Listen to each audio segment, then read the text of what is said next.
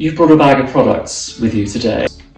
Tell me what's going on with your hair and what your concerns are. So my hair is quite fine. I had COVID end of last year and I lost a bit of hair. So it feels a little bit of flat. Now today in London, it's very humid. So I have quite a bit of frizz. How do I style it when it's quite humid outside? So I don't get this frizzy look, but still have like a nice volume. It's interesting, you say your hair's flat, and yet I see quite a lot of volume. A lot of people will come with hair like that and say, I've got flat hair. But actually, I am seeing lift from the roots, and of course it is fine in texture, but the fact that it lifts from the roots and you have a natural wave means actually there's a lot going for your hair. You can get spring and volume and movement into your hair, but also I can see that it's prone to frizz. So there's a weighing up, isn't there, of combating frizz, keeping your hair supple, well-conditioned, shiny, and not weighing it down, giving your hair a sense of life and movement and volume. Take me through what you're using at the moment and how these products are working for you. Okay, so what have you got? So I've got an instant defrizzer from Living Proof. Okay. I usually spray it on after I blow out my hair. Okay. And it does work, but like for a little while, and then it like starts frizzing. This is a finishing spray. Spray on any time to get smooth between shampoo. So this is going to give your hair a coating that is going to eliminate frizz. If you spray it on the roots, for example, it could flatten it, deaden it. It does. Is that what happens? Yes. Okay, so this is probably something you want to use on the mid-lengths to ends only. Okay. If you do want something to remove frizz between shampoos. So what do you put into your hair before you blow dry? So I have watched some of your videos and you suggested this. So I take little partings and spray directly on my roots. It does give a lot of volume without making it feeling sticky. Good. So that's a good one for you. Yes. Okay, so that's great. So that's working for you. Do you have any other products that you feel are working for you? And this is Gold Lust Heat Protection Spray, Dry Heat Protection Spray by Oribe. If I want to straighten my hair, I spray this on before I straighten it.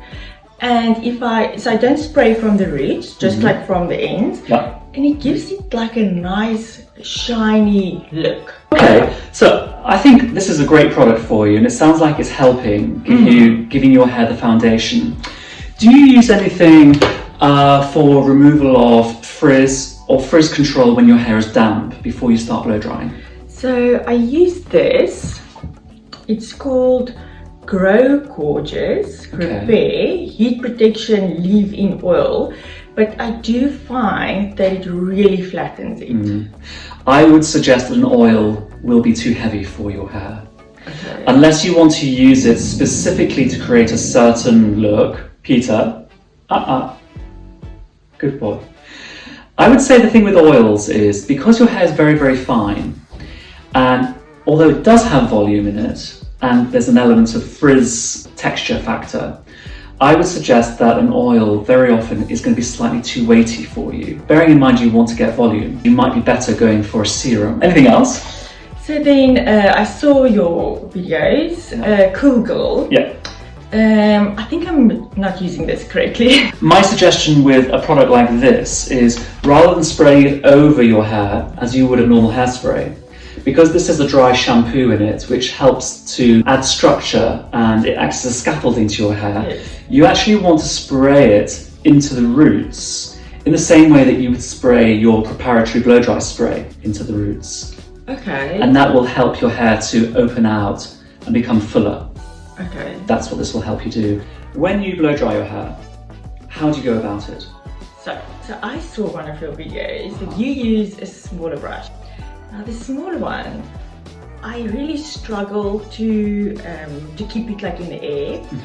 The nice thing about the bigger brush is I can just like hold it and like I don't have to like move it as much. If it's a big brush, I will just roll it up like that and just like dry it. So the hair goes around the brush remains stationary, and then you just apply the heat. And you don't have to worry about sort of maneuvering both at the same time. Yes. Okay, it sounds like you're halfway there, but we just need to help you get better at it. I also agree with you. I think a large brush is better for you than a small brush. Quite often people are trying to remove volume. Sometimes with this front area, it's easy for it to become too fat. In your case, I think a larger brush is a good idea. It's going to make it easier for you because you can just get that in place, and then you can just swoop in with your hairdryer and just add the heat until your hair has absorbed it and has, taken its shape. I have a question on these brushes. I'm not sure what you name them. It's sometimes, okay, so they feel quite gritty in the hair. Does it break your hair? So the other brushes that heats up from the inside, it feels like it glides easier. Okay.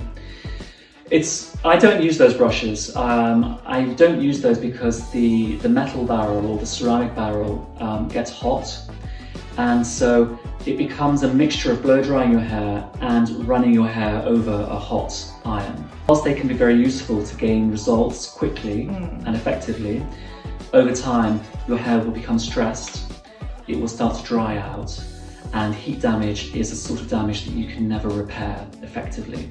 Okay. Your hair will always contain it. So I avoid those brushes. I've got a feeling it might glide more readily because of the hot metal. Oh, okay. And it could be that the bristles are made out of some sort of nylon, which are quite soft. I like bristle brushes that are made out of boar because they're firm. They do soften up with the heat from the hairdryer, but they give you enough grip and they're soft enough to release. Okay. And you might hear a bit of drag. I can hear that now. Yes. But actually, if you're running the brush from root to tip, you're actually smoothing the hair out, because every single hair has what's called a cuticle, which is a scale that wraps around it.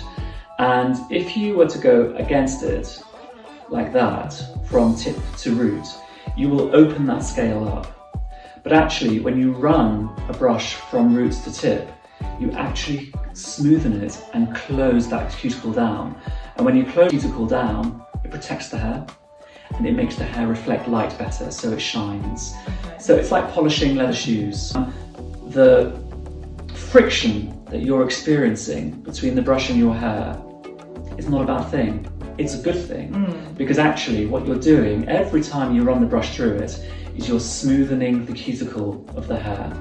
And then the heat that you apply from the hairdryer will aid that and will help you to also fashion your hair into a smoother finish, a wave, whatever you want to create.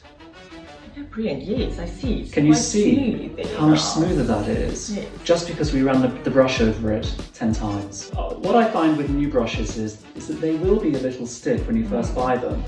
So what I do is I just take my hairdryer and just do that for 5 minutes and just get the bristles moving, and they will start to yield a bit. They'll become a little softer. That's a great way to break the brush in.